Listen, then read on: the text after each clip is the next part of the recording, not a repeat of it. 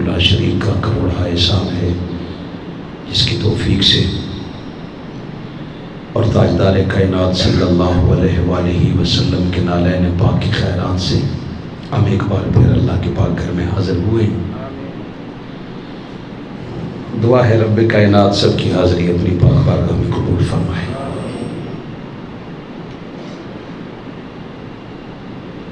سورۃ الشورى کی مشہور زمانہ آیت کو، یہ آیت نمبر 23 کا ایک حصہ ہے۔ اس پہ علماء کے ہزارہا خطابات ہیں، آپ نے مجھ سے پہلے کئی بار سماعت کیے ہیں۔ اللہ کے قرآن کی یہ خاصیت ہے کہ اسے جتنی بار بھی محبت سے پڑھو، یہ ہر بار کوئی نہ کوئی نیا فیض عطا کرتا ہے۔ آپ قرآن مجید کو محبت کی نگاہ سے، نفرت کی اینک اتار کے، سراپا نیاز بن کر آپ اس کی تلاوت کریں، یہ ہر بار آپ کے کئی مشکلیں اور حل کر دیتا ہے۔ آپ کی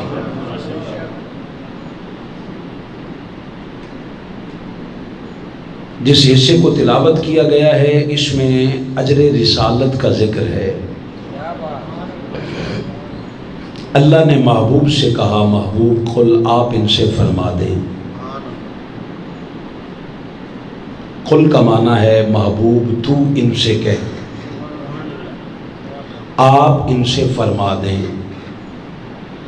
محبوب تو ان سے بات کر۔ میں نے سراپا نیاز بن کر مالک حقیقی کی پاک بارگاہ میں ایک سوال کیا۔ میں نے کہا مالک، تیری شان یہ ہے کہ تو فَإِنَّ الْقُوَّةَ لِلَّهِ جَمِيعًا، ساری طاقتوں کا مالک تو صرف اللہ ہے۔ جب ہر طاقت کا تو مالک ہے، تو چاہے تو آدم کو بغیر باپ اور ماں کے پیدا کر سکنے پہ قادر ہے۔ تو چاہے تو عیسیٰ علیہ السلام کو بغیر باپ کے پیدا کر سکنے پہ قادر ہے۔ تو چاہے تو صالح علیہ السلام کی اونٹنی کو بغیر نطفہ کے پیدا کرے پتھر میں سے، تو ہر شے پہ قادر ہے۔ تو چاہے تو کن کہہ کر کائنات کو وجود بخش سکنے پر قادر ہے۔ تو چاہے تو ایک لمحے سے بھی پہلے کل کائنات کو مار بھی سکتا ہے، پھر زندہ بھی کر سکنے پر قادر ہے۔ سورۃ الملک شروع ہو رہی ہے، فرمایا تبارک الذی بیدہ الملک وہو علی کل شیء قدیر۔ وہ اللہ بڑی برکت والا ہے جس کے ہاتھ میں یہ کل کائنات کی بادشاہی ہے اور وہ ہر شے پر قادر ہے۔ جب میں نے کہا میرے مالک تو ہر شے پر قادر ہے، تو پھر سمجھ نہیں آئی اتنے کمزور سے بندے سے خود ڈائریکٹ بات کیوں نہیں کرتا؟ جب تو ساری طاقتوں کا مالک ہے، مصطفیٰ کی جتنی طاقتیں ہیں وہ بھی تو اللہ کی دی ہوئی ہیں نا۔ حضور کی ذاتی طاقت نہیں ہے جی، ذاتی طاقت صرف اللہ کی ہے۔ اگر ہم یہ مانیں گے کہ جس طرح اللہ کی طاقت ہے ویسے ہی اس کے حبیب کی طاقت ہے تو یہ کفر ہو جائے گا۔ ذاتی صرف اللہ کی ہے، حضور کو ساری عطا کی ہوئی ہے۔ اللہ نے ساری طاقتوں کا مالک اپنے حبیب کو بنایا ہے، مگر اس کا اصلاً مالک کون ہے؟ صرف اللہ۔ کون جی؟ پچھلے جمعے کے تھکے ہوئے لگ رہے ہیں آپ۔ میں اسی طرح اپنی رفتار پھر تیز کر سکتا ہوں اگر آپ بھی تھوڑا اپنے آپ کو ذرا انرجیٹک ثابت کریں تو۔ ہمیں تو آپ کے ساتھ ہی بابا، آپ کو پتہ ہے ہماری ڈوریاں آپ کے ہاتھ میں ہیں، تسی منہ بن کے بہ جاؤ تو پھر آپ بھی ہونے نماز پڑھ لینے۔ خیر کوئی ایسی گل نہیں، ہر جمعہ تو وہ اسی طرح کا نہیں نہ ہو جاتا، مگر میں چاہتا ہوں ہر جمعہ پورے اہتمام کے ساتھ پڑھا کریں. جیسے آپ محبت کے ساتھ آتے ہیں ویسے یہاں پہ بیٹھ کر تھوڑی تھوڑی دلہنوں کی طرح شرماہٹ کبھی کبھی کر لیا کرے، کبھی کبھی بول بھی لیا کرے. ہوتا ہے، خیر ہے، کوئی بات نہیں. نخرے ہم نے ایک دوسرے کو نہیں دکھانے تو کوئی اور مخلوق آئے گی دیکھنے کے لیے اور دکھانے کے لیے. ہم نہیں کرنے. جیسے ہمارے ساؤنڈ والے بھائی، انہوں نے نخرے سارے ہمیں دکھانے اور ہم ان کے بھائی ہیں، ہم نے اٹھانے ہیں. جناب خیر ہے، کوئی بات نہیں، اللہ ان کو صحت دے اور اللہ پاک مزید آسانیاں پیدا فرمائے. جب میں سوچ کے آتا ہوں کہ آج زور نہیں لگاؤں گا، وہ اتفاقاً بندہ بدلا ہوا ہوتا ہے. اب اگلے 2 دن میرے بڑے سخت ہیں، ایک دن سیالکوٹ کا ہے، دوسرا جھنگ کا ہے، تو وہاں بڑا زور لگے گا. تو میں سوچ رہا تھا آج آرام آرام سے مولانا طارق جمیل صاحب والا خطاب کروں گا، اللہ ایسے فرماتا ہے، ایسے کرتا ہے. وہ دیکھا آج بندہ بدلا ہوا، اب مجھے پھیپھڑوں کا زور لگانا پڑے گا. اس لیے تھوڑا آپ محبت کے ساتھ بولتے رہیے تاکہ ہمارا زور ڈیوائیڈ ہوتا رہے. کچھ آپ لگائیں، کچھ میں لگاتا ہوں محبت کے ساتھ. جب تو ساری طاقتوں کا مالک ہے میرے مالک، تو پھر ڈائریکٹ بندے سے خود بات کیوں نہیں کرتا؟ اس نے کہا میں بات کر سکنے پہ قادر ہوں، مگر کرتا اس لیے نہیں کہ عقیدہ تیرا سچا ثابت ہو کہ میں ڈائریکٹ بات ساری طاقتوں کا مالک ہو کر نہیں کرتا. تو ککھ نہیں کر سکتا، پھر بھی ڈائریکٹ کیسے مانتا ہے اسے؟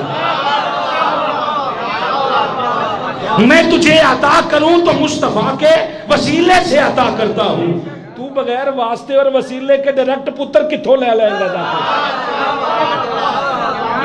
جو مانگنا ہے ڈائریکٹ اس سے مانگ. میں کہا لے مانگ کے ویکھ لے، تیرا منہ نہ توڑ کے رکھ دے وے تا. پوچھی کیسے ہے؟ ہر شے تو اللہ دیتا ہے. میں کہا جو دیتا ہے تو پھر سب سے سوکھی تھی اس کی توحید. بھئی اتنی بات ہی کہنی تھی کہ بندے کہہ دے کہ اللہ ایک ہے، یہ بھی کوئی اوکھا کام ہے. بندے کہہ دے اللہ، اس نے یہ کام بھی نہیں کہا. اس نے کہا محبوب قل تو کہہ هو اللہ احد، وہ اللہ ایک ہے. پہلے تو کہہ، تیرے پیچھے یہ سارے کہے تو میں ان کی توحید قبول کروں گا. جب وہ تیری توحید بغیر مصطفیٰ کے وسیلے کے قبول نہیں کرتا، تیری اولاد بغیر مصطفیٰ کی محبت کے کیسے قبول کرتا؟ تو نے ڈائریکٹ اولاد اس سے مانگی ہے.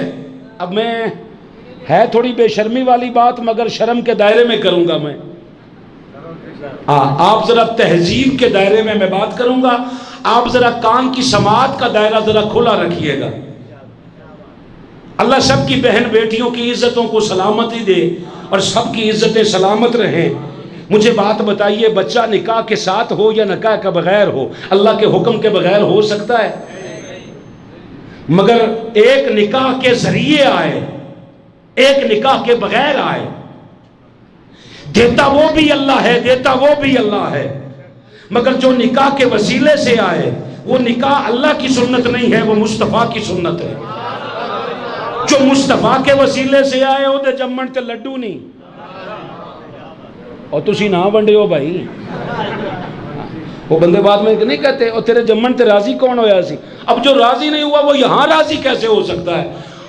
بابا دیکھیں نا، جو مصطفیٰ کے بہن کا نکاح کریں، بیٹی کا نکاح کریں، اللہ سال 1.5 سال کے بعد اسے خوشیاں دکھائے. وہ جب وہ بچہ پیدا ہوتا ہے تو وہ سب کا لاڈلا. داد کے نان کے نہیں جان دیں دے، نان کے کہندے نے اتھے ہی رہ جائیں گا، ساڑھے کول رہے. ناز نخرے اٹھاتے کیوں؟ مصطفیٰ کے وسیلے سے آئے. ہائے ہائے ہائے ہائے ہائے ہائے. اور اگر نکاح نہ ہو، دیتا وہ بھی اللہ ہے. اللہ کے حکم کے بغیر کیسے پیدا ہو سکتا ہے؟ اللہ کی دی ہوئی نظام کے مطابق ہے، مگر چونکہ مصطفیٰ کے وسیلے سے نہیں آیا، میں لے کے ڈائریکٹ لے کے ویکھ لے. سارے حرام دا سمجھ کے لکائی جان دینی. اب تو میں نے کہا اہل سنت کے عقیدے پہ آنا کہ طریقہ وہی اچھا ہے، چیز وہی حلال ہے جو مصطفیٰ کے در سے ہو کے آئی ہے. اولاد ہو تو بھی مصطفیٰ کے وسیلے سے ہو، اور عقیدہ توحید ہو تو پھر بھی مصطفیٰ کے وسیلے سے. وسیلے کا انکار تو کرے گا کب سے؟ اچھا پھر ہے ساری ڈرامے بازی. آپ کو کیا کہیں گے؟ سانو ڈائریکٹ ہی ویکھ لو بادشاہ. ویڈیو شیڈیو چ ویکھن دی تو بعد یوٹیوب تے ویکھدے رہے ہو، ڈائریکٹ ویکھو. ادھا گھنٹہ تواڈے واسطے لایا شیشے دے سامنے، مچھاں مچھاں سیٹ، او جنہ کرما والیاں نے ویکھنی او تے چشتیاں رہ گئیاں، ایتھے تے تسی ویکھنا اتے ڈائریکٹ ویکھو. بادشاہ میں ویڈیو چ ہے اوکے اوکے ویکھن دی چیز. اخبار کی ایک عادت ہے، اخبار کا جتنا مزہ دوسرے کے ہاتھ میں آتا ہے اپنے ہاتھ میں نہیں آتا. آپ خود اخبار پڑھیں، تھوڑی دیر ویکھ کے رکھ دو، دوسرا پڑھتا بیٹھا نال اے اوکے سوکھے اوکے ویکھتے بیٹھے ہوندے. لہٰذا ایک مزہ ہے، ٹھیک ہے اس کو لیں، مگر بات اس کو ذرا سمجھیں، ذرا اندر کمال کی ہے. اللہ نے جو بھی دیا ہے جب ڈائریکٹ دیتا ہے، ڈرامے بازی اس بات کی ہے. آپ سے کہیں گے غیر اللہ کا ذکر نہ کریں، ہر مسجد میں لکھا ہوتا ہے کہ وَأَنَّ الْمَسَاجِدَ لِلَّهِ فَلَا تَدْعُوا مَعَ اللَّهِ، اس کے اللہ کے سوا کسی کو پکارنا نہیں، ذکر نہیں کرنا ہے کہ نہیں. مسجدیں، میں نے کہا اگر یہ بات ہے تو مسجد بھی غیر اللہ کے نام پہ نہیں ہونی چاہیے. پھر مسجد کا نام بلال بدل، مسجد کا نام بلال نہیں ہونا چاہیے. سب مسجدوں مسجد اللہ. تو میرا نہیں خیال تسی پوری روئے زمین تے ایک بھی مسجد ویکھی ہوئے جس کا نام مسجد اللہ والی ہو، اور بہت کم ہے. میرا خیال ہے میں نے بھی پوری زندگی میں ایک ہے، وہ بھی ایڈی سی. میں کہا لو اللہ دے نام تے بنا کے ویکھ لو. تے جڑیاں دیوبندیاں بھابیاں بریلویاں دے نام تے او ایڈیاں ایڈیاں مسیتاں. میں کہا چلو اب تو سمجھ آ گئی ہے، اس کی قبولیت کا اندازہ یہیں سے لگا لو. کمال کی بات یہ ہے، یہ سب چیزیں وہ جو بتا رہا ہے نا، قل کہہ کر اس نے تجھے عقیدہ دیا ہے، کیونکہ قرآن کا ایک لفظ نہیں، ایک ایک حرف حکمت کے بغیر نہیں ہے. حکمت ہے قل میں. اس نے کہا محبوب قل تو ان سے کہہ کیا کہ لا اسألکم علیہ اجرا، میں تم سے کسی بھی قسم کے اجر کا کوئی سوال نہیں کرتا. میں ایک لفظ کہتا ہوں، ڈاکٹر غلام کوثر صاحب پیچھے تشریف فرما ہیں، آپ سارے عزت والے، ایک سوال اپنے من میں کرو اور پھر مجھے بتاؤ، دنیا میں کوئی ایسا ہے جو حضور کو اجر دے سکے؟ یہ کائنات تو خود اجر مصطفیٰ کے در سے لے رہی ہے. یہ امت محتاج ہے اجر لینے میں. آپ کو ایک بالکل ایسی بات بتاتا ہوں، جن دوستوں کو پتہ ہے وہ نئے سرے سے اس پہ غور کریں، اور جن کو آج پہلی بار پتہ چلے گا وہ اس پہ اللہ کا شکر ادا کرے کہ آپ ہمارے ہاں آئے ہیں تو آپ کا کوئی مشکل حل ہو گئی ہے. آپ جو عبادت کرتے ہو، ہم عبادت مصطفیٰ کے لیے نہیں کرتے، کرتے خدا کے لیے. عبادت مصطفیٰ کے لیے نہیں. یا سر ہلائیں یا زبان ہلائیں. عبادت مصطفیٰ کے لیے کرو تو کافر ہو جاؤ گے، کیونکہ مصطفیٰ خدا نہیں. مصطفیٰ خدا نہیں ہے، خدا مصطفیٰ نہیں ہے. خدا خدا ہے، مصطفیٰ مصطفیٰ ہے. یہ کھچڑی ہم نہیں پکاتے. بس اللہ ہے، بس اللہ ہے، بس یہ کہہ کے آپ سارا کچھ ایک ہی خالت مالت نہ کریں. اللہ کو اللہ رہنے دیں، اس کے حبیب کو حبیب رہنے دیں، اس کے صحابہ کو صحابہ رہنے دیں، اس کی آل کو آل رہنے دیں. سانو ہی رہن دو. بندہ بندہ رہے، اللہ اللہ رہے، تو ہر ایک کی اپنی اپنی حدود اور قیود کے اندر رہو گے، معاشرے کا، دین کا ایک بیلنس قائم رہے گا. ایسے کہتے ہو اللہ ہی اللہ ہے، بس اللہ ہی اللہ ہے، اللہ ہی اللہ ہے، تو پھر تجھ پہ کیا لاگو ہو رہا ہے؟ تو کیا ہے، وہ کیا ہے؟ پھر ہمیں یہ تو بتانا کہ ساری آپس میں تم نے وحدت الوجود کے نام پہ کیا ڈرامہ گیری لگا رکھی ہے. اللہ ہے، ایک ہے، مگر اس کو سمجھ کیسے؟ یہی عقدے تو مرشد حل کرتا ہے. اور پر تسی تو لفظ مرشد ہر ایک نو مرشد کی حال ہے. وہ ایک وہ شاعر نے کیا مرشد پہ شاعری کر دی، اب ہر کوئی مرشد ہے. چلو بسم اللہ، تو اڈا ہی نہیں جی، ساڈا تے کوئی نہیں ہے، ساڈا تے ایک کوئی ہے، اس کا نام مرشد حسین ہے. بس اس کے علاوہ نہیں کسی کو بنایا. جو ملے گا اس کے در سے، یا اس کا نام لے کر کوئی کہے حسین کا نام لے کے ہم سے کوئی جان مانگے، جان بھی حاضر ہے. بات ختم ہے. ہم نے بس ایک ہی در کے، ہم یہ بار بار، اور بہتا گھران دا جڑا پراؤنا بھکھا رہ جاندہ جے، دو میں گھران چو رکھ لے ہیرے یا کھیڑے یا رانجا، دونوں میں سے ایک رکھ. یہ آدھا تیتر آدھا بٹیر کیا ہے؟ سوال یہ ہے، جو بات آپ کو بتانا چاہتا ہوں وہ یہ ہے کہ لا اسألکم علیہ اجرا، محبوب تو ان سے کہے کہ میں تم سے کسی بھی قسم کے اجر کا کوئی سوال نہیں کرتا۔ مالک یہ سوال پیدا ہوتا ہی نہیں، کیونکہ محبوب کو اجر کوئی دے سکتا ہی نہیں۔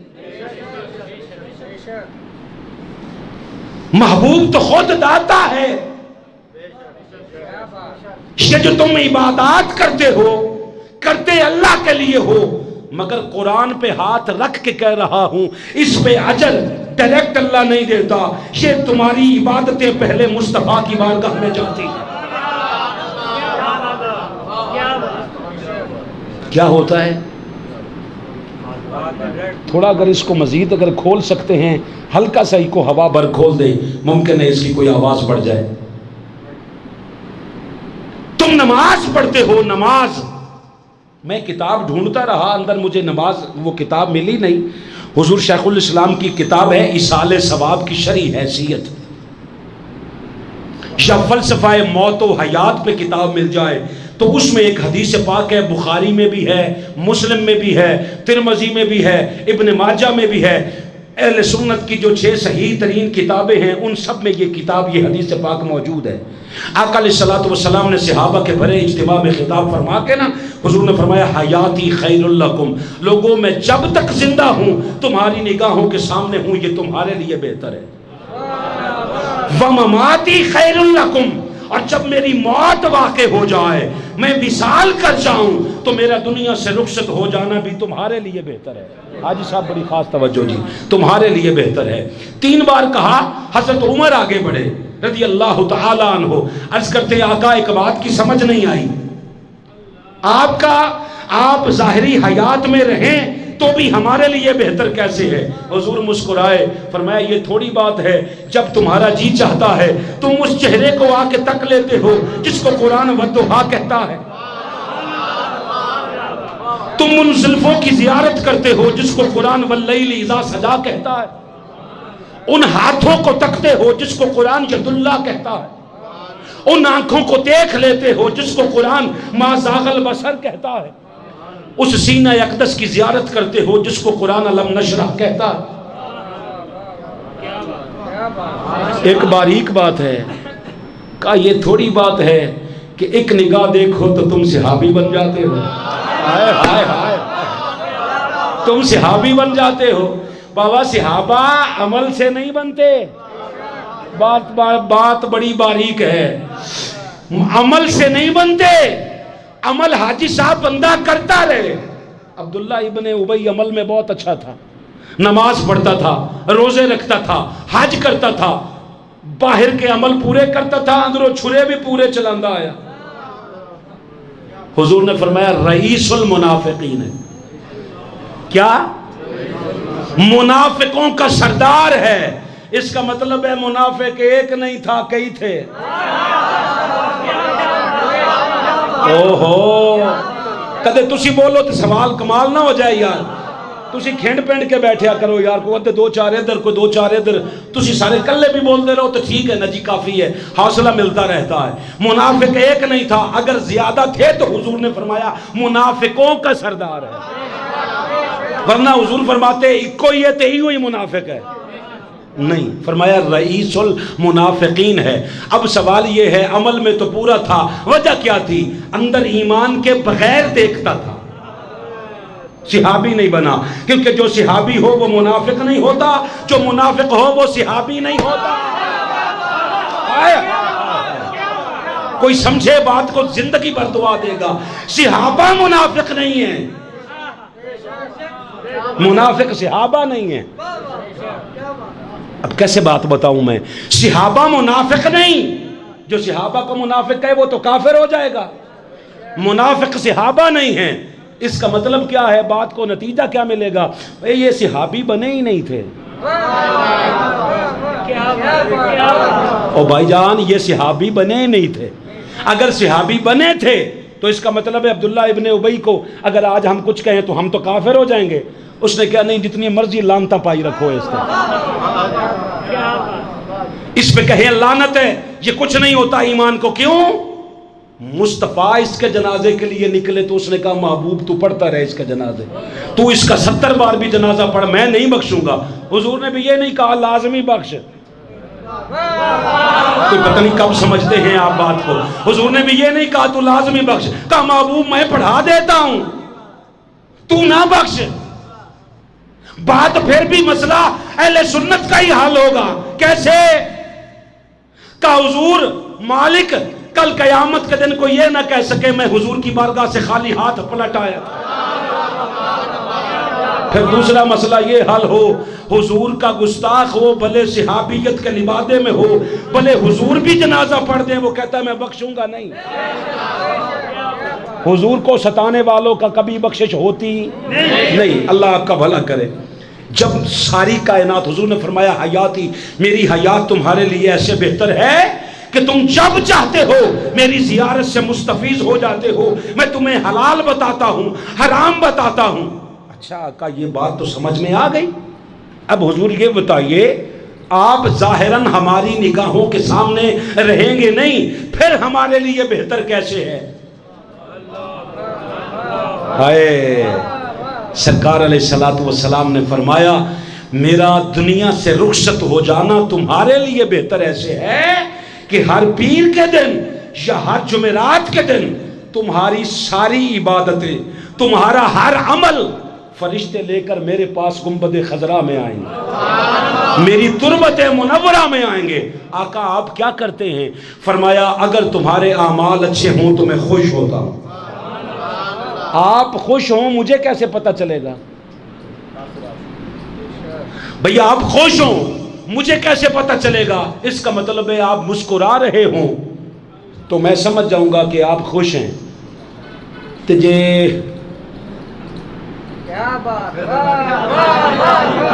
ایسے منہ اترا ہوا ہو، چہرے پہ 12 بجے ہوئے ہوں، بھلے آپ شادی میں بھی بیٹھے ہوں تو آپ سمجھ جاتے ہیں خوشی کونی تینوں، ایڈا تو خوش کوئی نہیں سی آنا تو تیری مرضی، سیدھی طرح کہے اسی اٹھ جائیے، ساڑھے آئے تو منہ کیوں لٹکا لے؟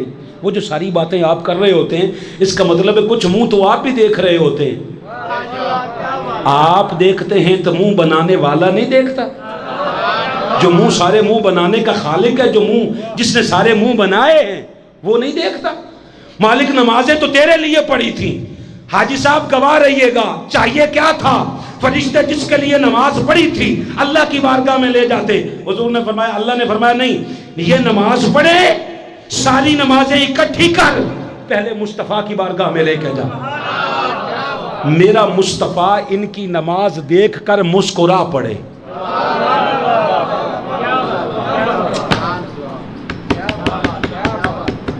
آپ نہیں سمجھے، آپ کو آپ کی خاموشی نے بتایا ہے کہ آپ بات سمجھے نہیں۔ میں دوبارہ کہتا ہوں، آپ کی نماز پہ حضور مسکرا پڑے، ادھر حضور کی ایک مسکراہٹ کی خیرات ملے، ادھر اللہ فرماتا ہے آجا اس کو معراج بنا دیتے ہیں۔ اور اگر حضور مسکرائیں نہ وہ نماز رد ہو جاتی ہے۔ حضور نے کہا، آقا علیہ السلام نے فرمایا اگر تمہارے اعمال اچھے نہ ہوں تو پھر میں کیا کرتا ہوں؟ حضور نے فرمایا میں پھر تمہارے لیے دعا کرتا ہوں۔ جو قبر میں بیٹھ کر بھی تمہارے لیے دعا کر رہا ہے تم اس کی آل کا بھی حیا نہیں کر سکتے مولوی؟ جو آج بھی قبر میں بیٹھ کر اپنی تربت منورہ میں بیٹھ کر اپنی امت کے لیے دعا کر رہا ہے کہ میرے مالک ان کے اعمال اچھے نہیں بس تو رحمت کر دے اپنی۔ اچھا جب ہر اجر مل رہا ہے تو پھر حضور دے رہے ہیں تو الا المودۃ یہ علیہ اجرن کا معنی کیا ہے؟ یاد رکھنا دوستو، جتنے بیٹھے ہو اس بات کے گواہ رہنا، یہ مسئلہ دنیا کے کسی مولوی سے حل نہیں ہوگا۔ آپ مجھے ہر بار کوستے رہیں کہ جی آپ مولویوں کے بڑے خلاف ہیں، آپ کو نہیں پتا آپ تو 8 دن کے بعد ایک ہی بندے کو بھگتتے ہیں نا، میں روزانہ 70 مولویوں کو بھگتتا ہوں۔ ہمیں پتا ہے کہ ان کے چہرے دیکھ کر نا یہ حضور کی آل کا ذکر کر دیں تو ان کے چہرے کیسے بگڑتے ہیں، ان کے اندر وہ تکلیف اور مروڑ کس بات کا ہوتا ہے آپ کو تو خبر نہیں نا۔ ہم تو روزانہ حالات ایسے ہوتے، لوگ بھی بلا بلو کے لے آتے، میں اپنے میزبانوں کو کہتا ہوں कहता हूँ जैसे हर दवाई पे लिखा होता है ना ये दवाई बच्चों की पहुंच से दूर रखें, इसी तरह फारूकी साहब का प्रोग्राम मौलवियों से दूर रखा करें।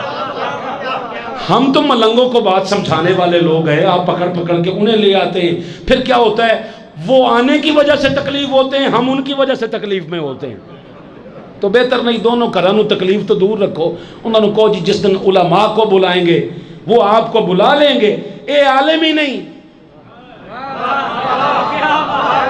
नहीं तो वाह वाह तुम दस नहीं रही, उन्होंने क्या बिल्कुल ठीक है तुसी आलिम नहीं आते, सही है ना जी।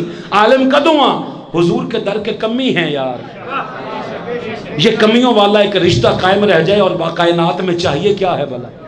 आलिम हमारे ऊपर बैठा है, हमारा कायद वही काफ़ी है, हम उनकी सोच को लेकर आगे चलते हैं, उनके दायरे बनाए गए दायरे के अंदर अंदर रहते हैं। ये थोड़ी बात है मौलवी से यह मसला हल नहीं हुआ, हमने चौधरी साहब हमने हुजूर शेखुल इस्लाम से अर्ज़ की, हमने कहा हुजूर इसका फिर जवाब क्या बनता है। अल्लाह तो कह रहा है महबूब तू इनसे कह कि मैं तुमसे कोई अजर नहीं मांगता, जबकि अजर तो हुजूर को दे सकता ही कोई नहीं, अजर तो खुद उम्मत ले रही है हुजूर के दर से, तो इसका जवाब क्या बनेगा। फरमाया जो अल्लाह तुम्हें इबादतों पर अजर दे रहा है, तुम नमाज पढ़ते हो हुजूर मुस्कुराते हैं, अल्लाह उस पर अजर देता है, अजर मिला के नहीं। तुम रोजा रखते हो हुजूर मुस्कुराए, तुम्हारा अजर ये है कि वो रोजा नूर बन गया, अब चाहते हो कि वो अजर सलामत रहे। हाय हाय हाय हाय हाय, नहीं समझे आप बात को, खैर आपकी मर्जी है, मेरा समझा देना फर्ज है। याद रखना ये इसके अलावा कोई अगर इसका हल निकल आए या इसका कोई मतलब निकलता हो तो हमें बताइएगा, हम हरफ आखिर नहीं है, अपनी इस्लाह करेंगे। अल्लाह ने जो नमाज पे रोज़े पे अजर दिया है वो अजर फरमाया अगर चाहते हो कि सलामत रहें तो फिर अजर सलामत रखने का एक तरीका है इल्लल मवद्दत फिल कुर्बा, हुजूर के करीबियों से मवद्दत रखो, हसन को दिल में बसा लो, हुसैन को दिल में बसा लो, तुम्हारी नमाजें सलामत रहेंगी, तुम्हारी नमाजों के अजर सलामत रहेंगे, तुम्हारे रोज़ों के अजर सलामत रहेंगे, तुम्हारी हज ज़कात का अजर सलामत रहेगा। मैंने कहा मालिक अजर सलामत रहे किन की वजह से, कहा मवद्दत कुर्बा, करीबियों की मवद्दत की वजह से। सहाबा ने यह मसला भी हल कर दिया। किसने मसला हल किया? हुजूर के सहाबा ने। मुझे पिछले 3-4 दिनों से बड़ी खुशी हो रही है, बहुत खुशी हुई। जो हमने एक तहरीक चलाई थी तशय्यो को और अहले सुन्नत को इकट्ठे करने की, अल्हम्दुलिल्लाह अहले सुन्नत के और अहले तशय्यो के उलमा ने उसमें अपना किरदार अदा किया है। हज़रत अल्लामा मोहम्मद अमीन शहीदी साहब, अल्लाह उनको ज़िंदगी दे और वो सलामत रहें, तशय्यो के बहुत बड़े आलिम दीन हैं। जब से मिनहाजुल कुरान आना जाना शुरू हुआ है, कैसे बात बताऊं आपको। अच्छा अच्छा अच्छा अच्छा, खैर मैं अब समझा हूं कि पिछले जुमे वाली कसर चुप वाली आपने इस जुमे निकालनी है तो निकाल लें जी, खैर है कोई बात नहीं, अगले जुमे फिर बोलेंगे, इतना ही बोलें जितना आपका जी चाहता है। इत्तिहाद उम्मत कॉन्फ्रेंस होती है 365 मॉडल टाउन एम ब्लॉक में, हुजूर शेखुल इस्लाम का मरकजी खिताब होता है, उसमें अहले हदीस भी हैं, देवबंद भी हैं, तशय्यो भी है, अहले सुन्नत भी हैं, सारे उसमें आते हैं। मौजू होता है जिक्र हुसैन, हर कोई बात करता है। वही अहले हदीस जो कल तक कहते थे अलैहिस्सलाम नहीं कहा जा सकता, वही अल्लामा ज़ियाउल्लाह साहब कहते हैं मैं खुद अलैहिस्सलाम कहता हूं। वही तशय्यो के उलमा जो वहां से होके आते हैं फिर 10 मुहर्रम के दिन खिताब करते हैं। तो अमीन शहीदी साहब ने कहा कि हुजूर के जुमला सहाबा, जुमला का मतलब समझते हो, तमाम हुजूर के जितने सहाबी हैं अहले तशय्यो के मुमताज आलिम दीन कहते हैं कि हुजूर के तमाम सहाबा के कदमों के साथ लगने वाली खाक को हम अपनी आंखों का सुरमा बनाते हैं। सुन लिया करो ये सारी चीजें। इसके पीछे कर कौन रहा है, मुहर्रिक कौन है? जब फसाद पैदा होता है तो एजेंसियां तलाश करती हैं कि बताओ इसका असल पीछे मुहर्रिक कौन है। निकलती है राह, निकलती है मोसाद, فساد تو وہ بناتے ہیں، یہ اتحاد کون بنا رہا ہے؟ یہ سب کو اکٹھے کون کر رہا ہے؟ اس اکٹھا کرنے والی ایجنسی کا نام ہے منہاج القرآن۔ اس کے پیچھے جس کا ہاتھ ہے اس کا نام ہے شیخ الاسلام ڈاکٹر محمد طاہر القادری، جو سب کو ایک کر رہا ہے۔ اور پھر جب علماء کی زبان، آپ کو خبر ہے اس بات کی کہ غالباً امام شافعی کی بات ہے یا امام ابو حنیفہ کی بات ہے کہ آپ تشریف فرما تھے، ایک چھوٹی سی 7 سال کی بچی گزر رہی تھی، کیچڑ تھا، آپ نے امام نے اس 7 سال کی بچی کو دیکھا کہ وہ تیزی تیزی سے جا رہی ہے، آپ نے فرمایا بیٹے سنبھل کے چل، گر جاؤ گی۔ اس بچی نے پیچھے مڑ کے دیکھا، اس نے کہا امام بات یہ ہے میں تو گر گئی خیر ہے، آپ اپنا احتساب رکھنا، اپنا خیال کرنا، میں گری تو اکیلی گروں گی، امام گرے گا تو پورے پیچھے رعایا کرے گا۔ علماء اسے کہتے ہیں کہ جب علماء بات کر دیں تو پیچھے چل سو چل ہو جاتی ہے۔ پھر الحمدللہ اب پیچھے نوحہ خانوں کو بھی خیال آ گیا۔ میں نے کل ایک سنا کہ وہ کہہ رہا تھا حضور کے سارے صحابہ زندہ باد۔ آپ کو خوشی نہیں ہوتی اس بات کی ہے؟ میں یا تو آپ کی خاموشی پہ حیران ہو رہا ہوتا۔ جب یہ اتنی برف پگھل جائے تو ہمیں اس کا شکر ادا کرنا چاہیے کہ امت اتحاد کی طرف جا رہی ہے، امت فساد سے نکل کر اتحاد کی طرف جا رہی ہے۔ مگر یاد رکھنا نسلوں پہ قرض ہے منہاج القرآن کا کہ فساد پیدا کرنے والے کون تھے اور یہ فساد سے نکال کر اتحاد بنانے والے کون ہیں۔ الحمدللہ علی احسانہ۔ سو بات یہ ہے، فرمایا الا المودۃ فی القربى، اور پھر امین شہیدی صاحب نے کہا کہ نہج البلاغہ پڑھو، ہر شیعہ کے گھر کی زینت ہے یہ کتاب۔ نہج البلاغہ حضور مولا کائنات کے خطبات ہیں، ارشادات ہیں۔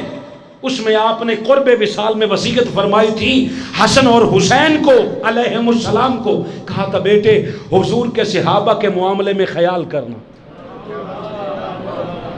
مولا کائنات کا ماننے والا مولا کی نہیں مانے گا تو کس کی مانے گا؟ مجھے اس بات سے کوئی غرض نہیں کہ میرے ہاں کون آتا ہے اور کون نہیں آتا، ہمیں صرف اس بات سے غرض ہے جہاں مولا کائنات کھڑے ہوں گے، آپ کے ماننے والے جہاں قدم رکھیں گے وہاں ہم اپنی پلکیں بچھائیں گے۔ ہمیں مولا سے غرض ہے، بس ہمیں یہ بات سمجھانا مقصود ہے کہ جب آپ کہہ رہے ہیں کہ صحابہ کے متعلق خیال کرنا، تو بابا ہمیں خیال کرنا نہیں چاہیے؟ ایسے کسی کے پیچھے لگ کر زبان کو گندا کر کے جب آنے والے دنوں کو یاد رکھنا، جن معاملات پہ سب کو لڑایا گیا تھا انہی معاملات کو دوبارہ کھولا جائے گا اور پیچھے موقف نکلے گا کہ مولا کائنات نے کہا تھا کچھ حیا کر جانا۔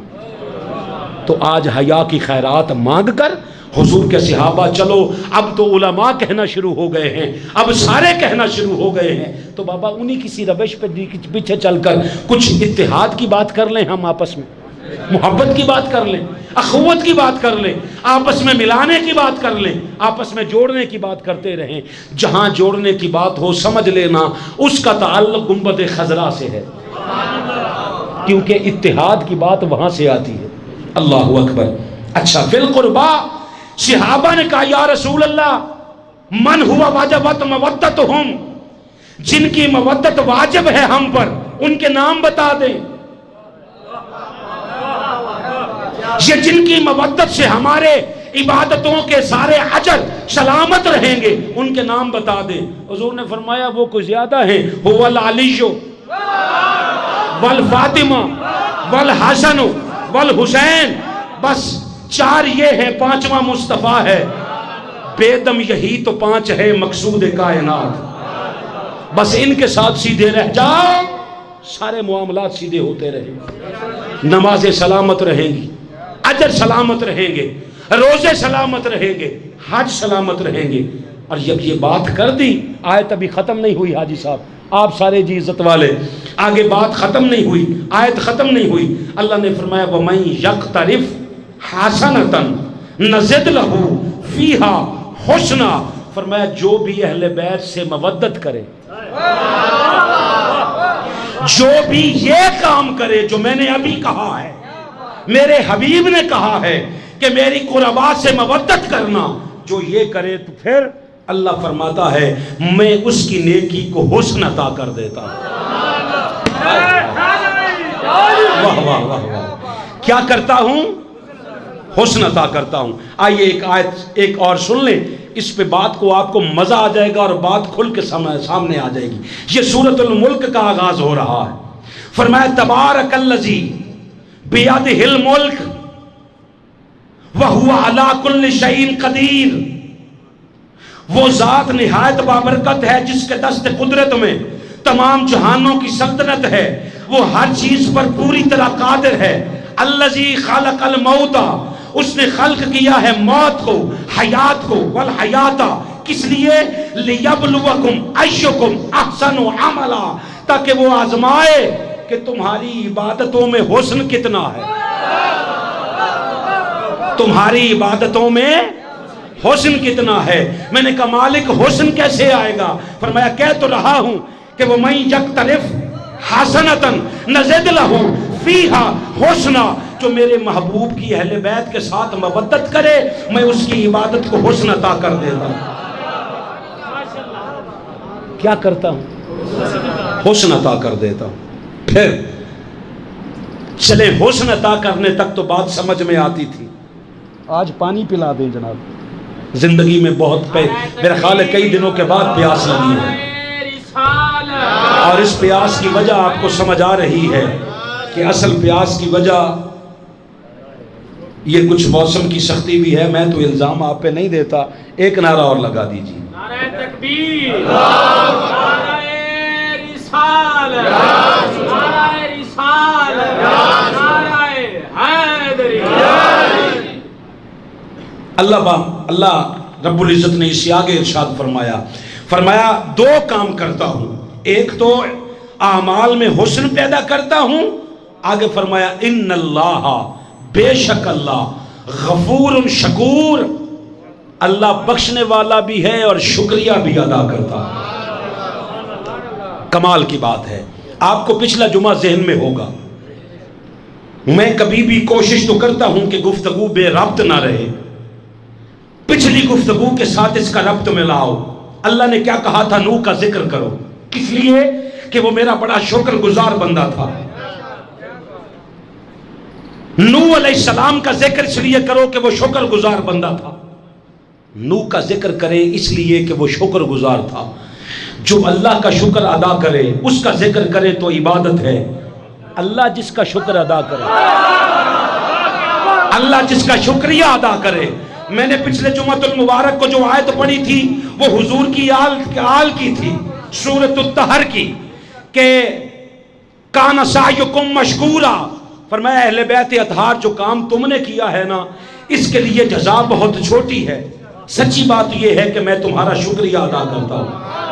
پورے 8 دن تکلیف ہوتی رہی کئی لوگوں کو، اللہ شکریہ ادا کرتا ہے، اللہ شکریہ ادا کرتا ہے۔ حضور کی آل کا وہ بہتر ہو کر شکریہ ادا کرتا ہے۔ اللہ نے کمال کر دی، وہ تو حضور کی آل ہے، وہ کہتا ہے میں تمہارا شکریہ ادا کرتا ہوں۔ ہائے ہائے ہائے ہائے، بات سمجھے یار، تمہارا شکریہ ادا کرتا ہوں۔ شکور، شکور کا کیا معنی ہے؟ شکریہ ادا کرنے والا۔ اور کمال کی بات یہ ہے غفور اور شکور دو متضاد صفتیں ہیں۔ کیسے؟ مجھ سے غلطی ہو جائے، آپ سے زیادتی ہو جائے، میں آپ کے ساتھ کوئی ایسا جملہ بول دوں جو آپ کو ناگوار گزرے، مجھے احساس ہو جائے کہ یار یہ میں نے جملہ جو یہاں کہا ہے ان کو یہ کہنا نہیں چاہیے تھا، میں آپ سے سوری کروں کہ جناب بہت میں نا آپ سے معافی چاہتا ہوں۔ معذرت، سوری کا کیا معنی ہے؟ معذرت، میں آپ سے معذرت چاہتا ہوں، یہ جملہ مجھے نہیں کہنا چاہیے تھا۔ آپ جواباً کہیں کوئی بات نہیں فاروقی صاحب، ہو گیا، آپ کو معاف کر دیا۔ اب غفور آپ ہیں، جواباً میں کہوں گا جناب بہت شکریہ، شکور میں ہوں۔ کہاں بیٹھے ہیں یار آپ؟ بہت اللہ پاک توفیق عطا فرمائے بولنے کی۔ کیا ہے؟ غفور آپ ہیں، شکور میں ہوں۔ مگر وحدہ لا شریک، کیا کمال ہے۔ اس نے کہا تو مودت والا رشتہ رکھ میرے حبیب کی آل کے ساتھ، غفور بھی میں ہوں، شکور بھی میں ہوں، تمہیں معاف بھی کروں گا اور تمہارا شکریہ ادا کروں گا۔ میں نے کہا مالک شکریہ کیوں ادا کرتا ہے؟ کہا یہ فرض نہیں ہے۔ ہائے، اور تم نماز پڑھو تو وہ شکریہ ادا نہیں کرتا کیونکہ فرض ہے،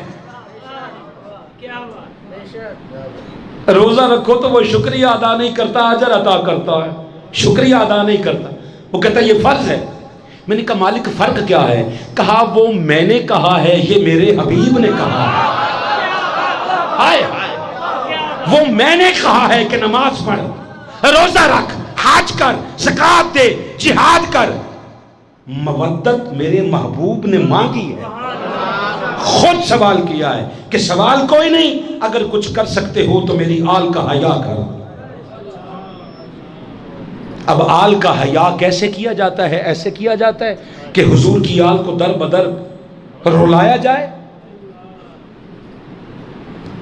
جب حضور کی آل کے دن آ جائیں تو تمہیں یزید یاد آ جائے، تمہارے خطبات میں وہ یاد آئے کہ جی یزید تابعی ہے، صحابی کا بیٹا ہے۔ تجھے اس بات کا خیال نہیں آیا؟ تو نے کبھی دین کو پڑھا نہیں کہ یزید کے دامن پہ فقط قتل حسین کا دھبا نہیں ہے؟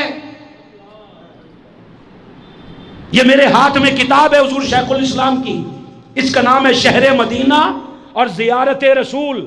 حاجی صاحب جاگیے گا جی ذرا، زیارت مدینہ، شہر مدینہ اور زیارت رسول۔ یہ جو شہر مدینہ اور زیارت رسول کا ادب ہے نا، یہ مسلک دیکھ کے نہیں آتا، اندر کے ادب اور محبت دیکھ کے آتا۔ حضور شیخ الاسلام نے 88 میں ایک واقعہ سنایا تھا۔ آپ نے فرمایا میں مدینہ گیا، میرے ساتھ کمرے میں پاکستان کے اہل حدیث ایک عالم دین بھی تھے۔ یہ گئے تھے 20 دن گزار کر واپس آنے لگے۔ جس دن واپس آ رہے تھے نا، شہر مدینہ کی گلی سے گزر رہے تھے، آگے سے ایک کتا آ رہا تھا۔ اہل حدیث عالم نے اپنا عمامہ اتارا، اپنے سر کا کپڑا اتار کر کتے کے پاؤں میں رکھ دیا اور کہتا ہے کتے تو ہم سے زیادہ بانصیب ہے، تجھے ساری زندگی مدینہ میں رہنے کو ملی اور ہم یہ 20 دن گزار کر واپس جا رہے ہیں۔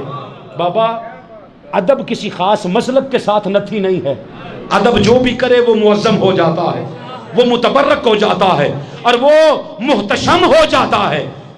اللہ ان کو تو ایسی چیز عطا کر دیتا ہے، تم جانے لگتے ہو تو یہ پوچھتے ہو بتاؤ زیارات کیا کیا کریں، کہاں کہاں جائیں۔ آپ کا جو گائیڈ ساتھ ہوتا ہے وہ آپ کو سارے صحابہ کی قبروں پہ گھماتا ہے، نہیں لے کے جاتا تو جنت البقیع میں آل کی قبروں پہ نہیں لے کے جاتا۔ مجھے بتا رہے تھے غالباً بکر میں، یا مجھے اب یاد نہیں کون سا علاقہ تھا، وہ مجھے بتا رہے تھے کہ میں تربت زہرا پہ جھکا،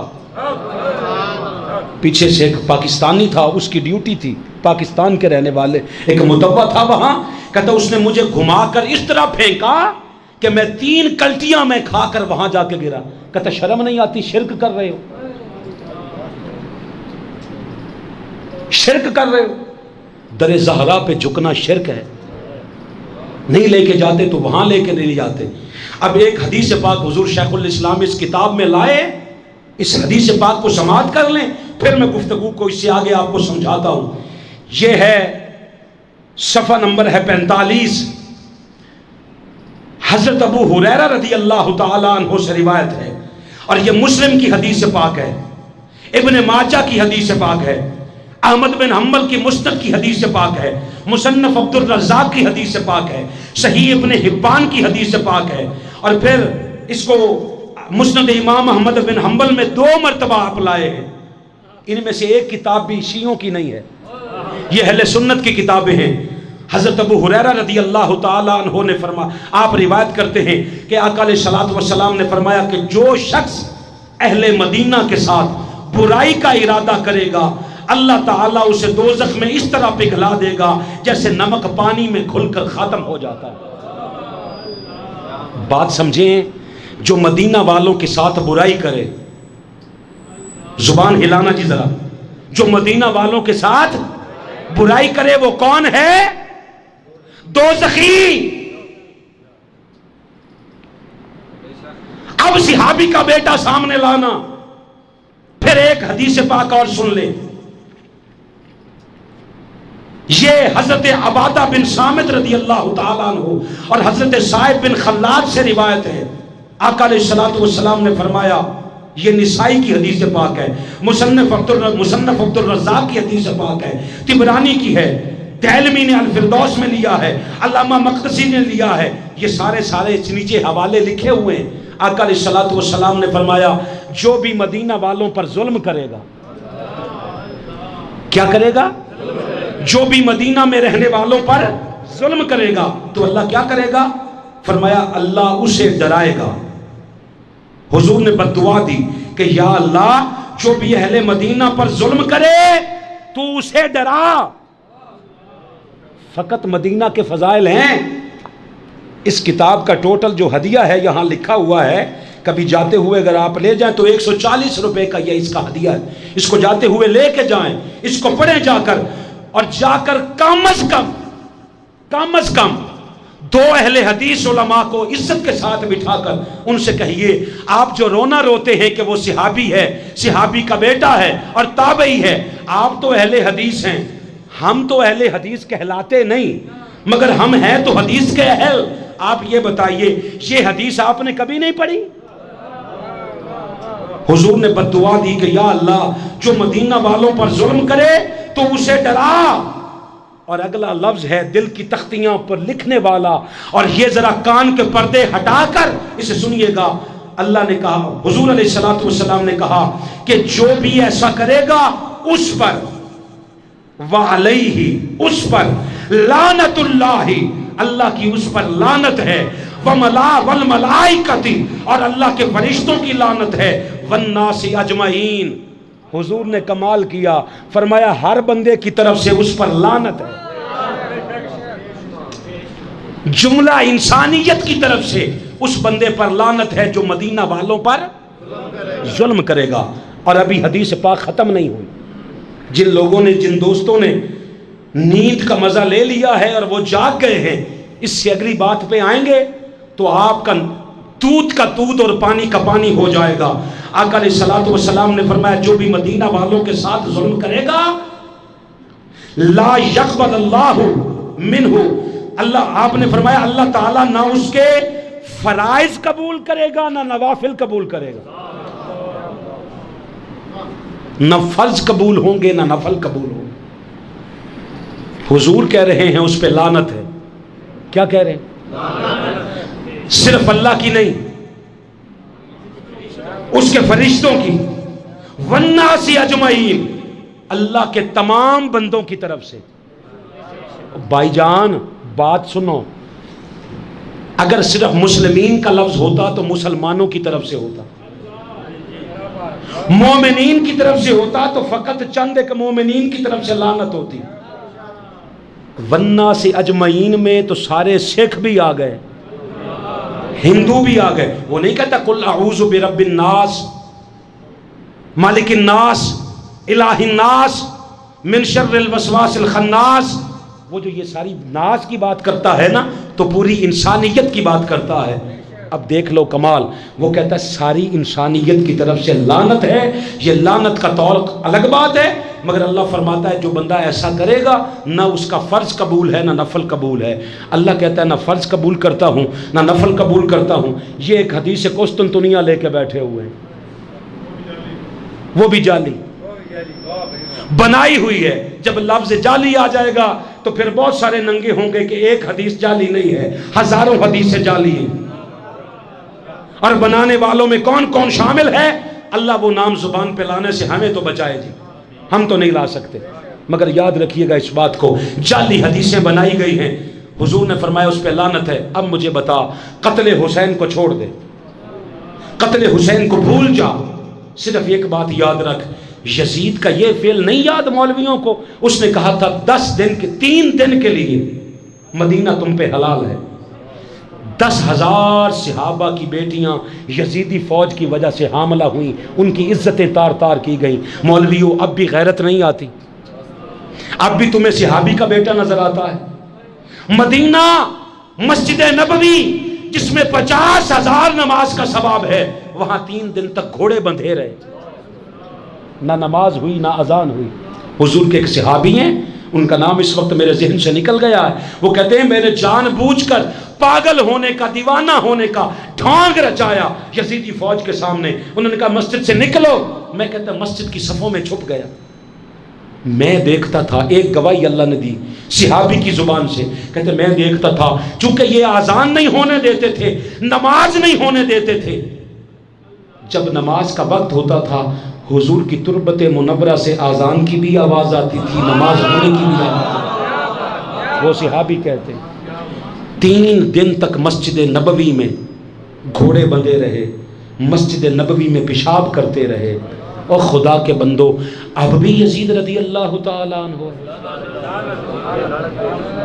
اچھا یہ واقعہ گزرا، اس یزید کا 3 سال کا دور حکومت رہا ہے. کتنا؟ پہلے سال میں شہادت حسین، دوسرے سال میں مدینہ، اور تیسرے سال میں اس نے پھر کعبے پہ چڑھائی کر دی. کس پہ؟ خانہ کعبہ پہ. اب کعبے پر چڑھائی بھی تمہیں نہیں لگتا کہ یزید لانتی ہو رہا ہے؟ یزید نے کعبے پر چڑھائی کی اور دور کھڑے ہو کر منجنیق کے ذریعے کعبے پہ پتھر برسائے، جیسے ابرا آیا تھا اور ابرا نے چاہا تھا کہ میں اس کو گرا دوں. پتھر برسائے گئے. کمال کی بات یہ ہے جب ابرا آیا تھا تو ابابیل آ گئے تھے، جب یزید آیا تو کوئی بھی نہیں اٹھا. اللہ نے بھی کہا ٹھیک ہے دیکھ لو. پھر کیا ہوا؟ اس کے پھینکے گئے پتھروں کی وجہ سے اور لگائی گئی آگ کی وجہ سے کعبے کا غلاف چلتا رہا کئی دن تک. ادھر غلاف کعبہ جل رہا تھا، ادھر اس کو قلنج کا درد ہوا. کس کو؟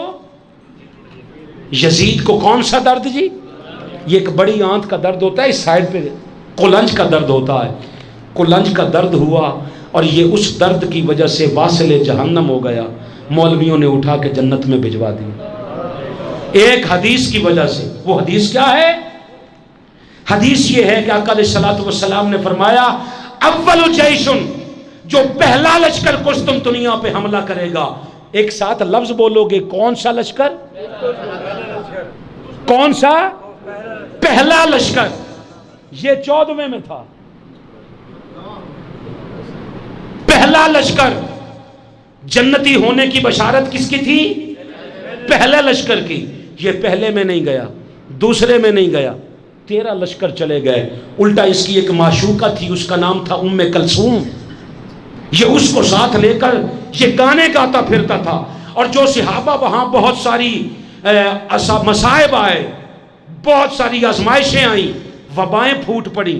جیسے آج کل کرونا کی وبا نہیں ہے، وہاں وبائیں پھوٹیں، کئی صحابہ کی شہادتیں ہو گئیں. اس کو پتہ چلا، اس نے معشوقہ کا دامن تھام کے نا، ہاتھ تھام کے اس نے شعر پڑھے، اچھا نہیں ہوا میں نہیں جا سکا، اگر میں جاتا تو میں بھی اسی طرح ہوتا.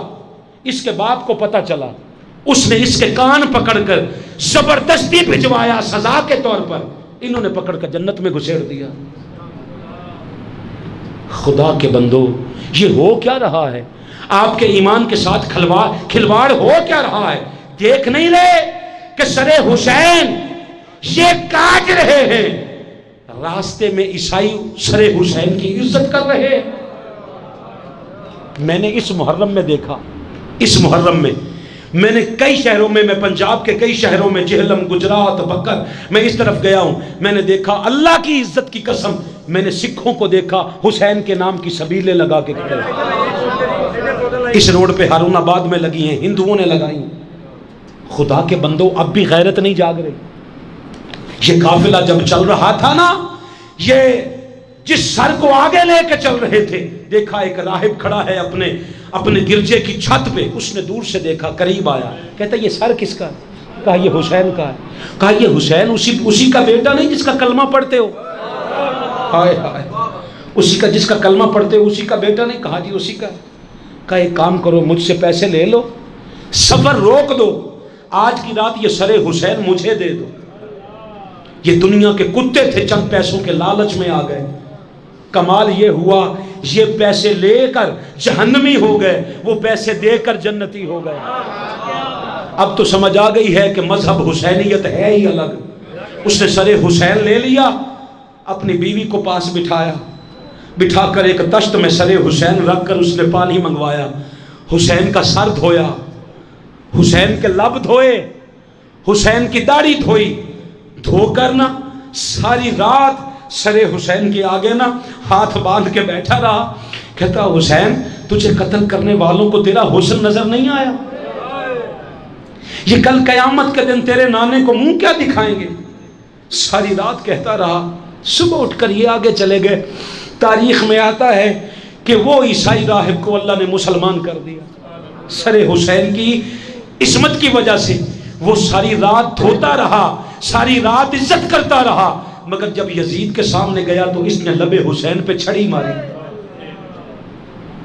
تمہیں وہ غیر مسلم نظر آتا ہے جس نے ساری رات عزت کی ہے، اور جس نے چھڑی ماری ہے وہ یزید تمہیں جنتی نظر آتا ہے. چھڑی مار کے اس نے کہا میرے بڑوں کو جا کر بتاؤ. وہ بڑے تو ہمیں بتا کون سے ہیں، وہ بڑے تو بتا نا اس کے کون سے ہیں. ان بڑوں کا نام لکھ، اگر تجھے ہمت نہیں تو کاغذ پہ نام لکھ کے دے دے ہمیں کہ یہ اس کے بڑے. وہ کہتا میرے بڑوں کو جا کر بتا. یزید کے بڑوں میں ابو جہل آتا ہے، یزید کے بڑوں میں عتبہ آتا ہے، شیبہ آتا ہے جو بدر میں مارے گئے تھے. اس نے کہا بدر میں مرنے والوں کو جا کر بتاؤ تمہارا بدلہ میں نے حسین سے لے لیا. وہ حسین سے بدلے لے رہا ہے، تم اسے جنت میں گھسیٹتے پھرتے ہیں تمہارے مولوی. کچھ خیال کرو. جس طرح ہم نے پچھلے جمعۃ المبارک کو پیغام حسین کانفرنس کی تھی، آپ کو پتہ ہے ہمارے ہاں فی الوقت خواتین کو بٹھانے کا انتظام نہیں ہے. آپ کو 1,00,000 بار میں مبارکباد پیش کرتا ہوں کہ آپ کے تعاون کی وجہ سے پچھلے جمعۃ المبارک کو پیر رکھنے کی جگہ نہیں تھی، نہ ادھر نہ ادھر نہ اوپر نہ پیچھے، یہ برآمدوں میں کمروں میں جگہ فل ہو گئی تھی. اگر ہم ساتھ میں خواتین کا انتظام کرتے تو کبھی پورے آ سکتے تھے، آپ خود بتائیے. سو آپ کے لیے تحریک منہاج القرآن اور منہاج القرآن ویمن لیگ نے آپ کے لیے، آپ کی خواتین کے لیے، ہماری مائیں بہنیں بیٹیوں کے لیے ایک اہتمام کیا ہے سیدہ زینب کانفرنس کا سلام اللہ تعالی علیہا کا. 31 اگست بروز منگل صبح 9 بجے اسی جگہ پہ، جس جگہ پہ آپ بیٹھیں، پردے کا انتظام کریں گے. آپ نے خود کرنا ہے، پوری فیملی کو، پوری خواتین کو، بیٹیوں کو، ماں کو، بہن کو، بیٹی کو صبح 9 بجے یہاں چھوڑ کے جانا ہے. انشاءاللہ العزیز ہماری بہنیں مرکز سے آ رہی ہیں. ڈپٹی ہیڈ ساؤتھ پنجاب محترمہ مصباح مصطفیٰ صاحبہ اور محترمہ سائمہ نور صاحبہ، یہ کورسز ہیں، کورسز کی کوارڈینیٹر ہیں عرفان الہدایہ کی، منہاج القرآن ویمن لیگ لاہور سے ہیں. یہ ہماری باجیاں آئیں گی انشاءاللہ العزیز. یاد رکھیے گا جس طرح پچھلے جمعۃ المبارک کو خیرات ملی تھی، یہ تو ہم تو فیضان یافتہ ہیں، یہ تو بیٹیاں ہی اسی قائد کی. اپنی فیملیز کو لازمی لائیے وہاں. انشاءاللہ ساتھ میں نیاز کا بھی اہتمام ہے جی ساتھ، مجھے نہیں خبر یہاں چونکہ لکھا نہیں ہے، اس لیے اندر کی غذا کے لیے ضرور اپنی خواتین کو یہاں بھیجیے گا صبح 9 بجے تاکہ آپ کی خواتین میں حسینیت ڈلیور ہو سکے. وعدہ کرتے ہیں ضرور لائیے گا. آپ ان کو چھوڑ کے چلے جائیں اپنے اپنے کاموں پہ، چونکہ آپ نے تو شرکت نہیں کرنی، صرف خواتین کا ہے. آپ چھوڑ کے چلے جائیں اور ان سے کہیں جب یہاں سے فری ہوں تو آپ کو مس بیل دے دیں، آپ کو کال کر دیں، انہیں واپس چھوڑ دیجئے گا. ورنہ تو یہاں رکشے بخشوں کا انتظام ہوتا ہے، کوئی نہ کوئی پیسے دے جائیں، وہ اپنے گھروں کو واپس لوٹ جائیں گی. مگر اس میں لائیے گا ضرور. ایک سکھ کا کلام ہے، جے سنگھ اس کا نام ہے، اس نے مولا حسین کی بارگاہ میں نذرانہ عقیدت پیش کیا ہے. اسی پہ بات کو چھوڑ دیتے ہیں. اس نے کہا ہے آج بھی زمانے میں چرچا حسین کا ہے، آج بھی زمانے میں چرچا حسین کا. میں حیران ہوتا ہوں، ہمارے لوگ کہتے ہیں سلام نہیں کہا جا سکتا حسین پر، ہندو کہتے ہیں سلام یا حسین، سکھوں نے کہا سلام یا حسین، عیسائیوں نے کہا سلام یا حسین.